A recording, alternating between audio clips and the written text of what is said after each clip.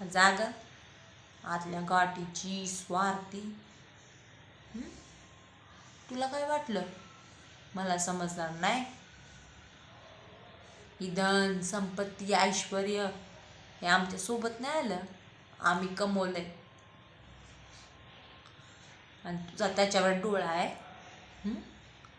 भवाने आमच्या तुकड्यावर जगती आणि स्वप्न काय पाहती? आम्हाला लुबाडायचा. असा विचार बी नको करूस, नाहीतर आज घरातून हाकलवलंय, उद्या गावातून बाहेर काढीन.